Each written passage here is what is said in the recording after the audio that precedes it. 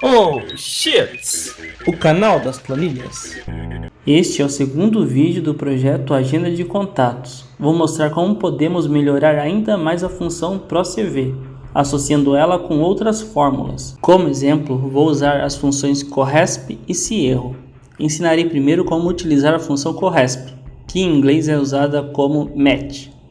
Para isso, irei montar um intervalo de dados para poder fazer a pesquisa.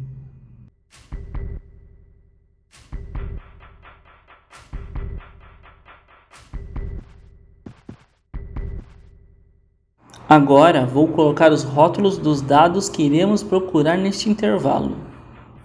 Aqui irei colocar o dado que a função irá tomar como chave de pesquisa, que neste caso será o nome, e a fórmula irá buscar a posição dele no intervalo informado.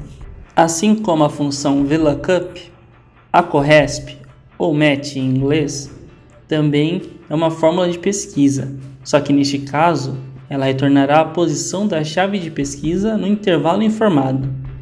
Este intervalo tem que ser somente uma linha ou uma coluna. Cliquei em F1 para poder reduzir a informação dada sobre a função e simplificar a nossa visualização da planilha. Vou colocar como chave de pesquisa a célula A4. No intervalo, irei colocar a coluna E.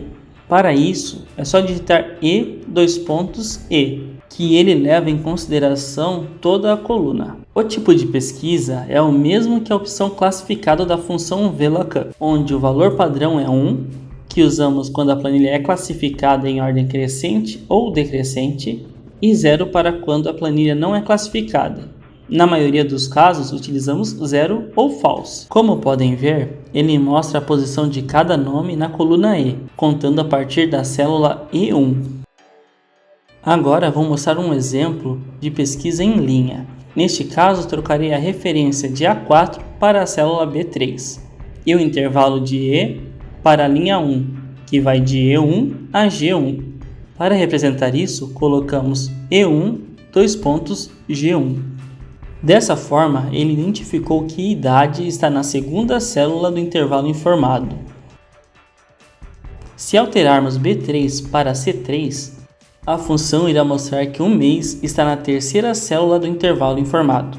A partir deste raciocínio, podemos aprimorar a função VLOOKUP, utilizando estes rótulos como chave de pesquisa na fórmula match.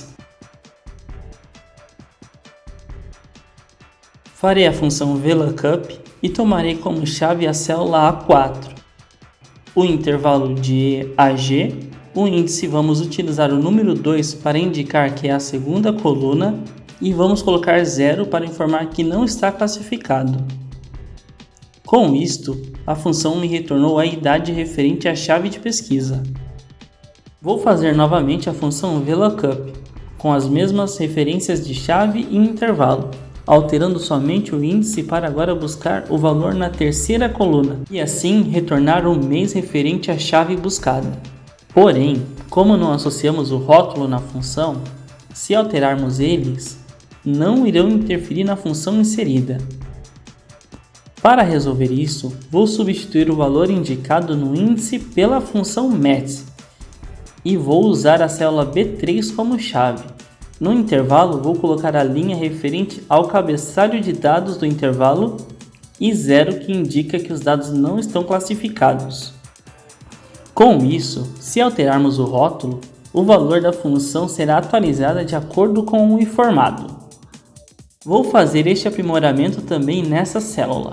Assim ficarão as duas atualizadas com a função match, considerando o valor das células de rótulo.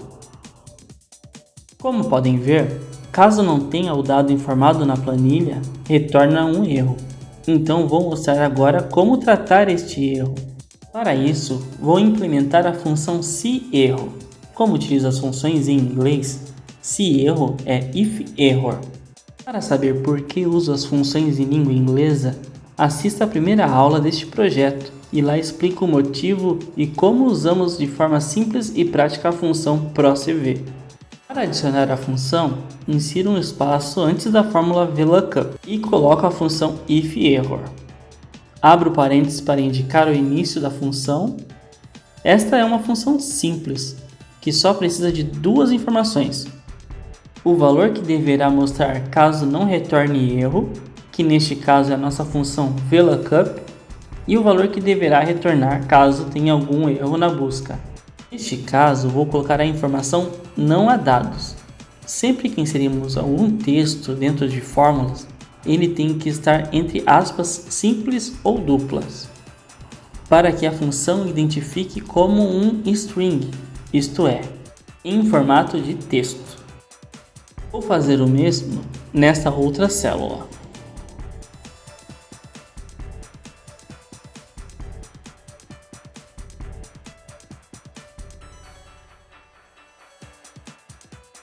Podemos notar que o segundo valor da função ifError está entre colchetes.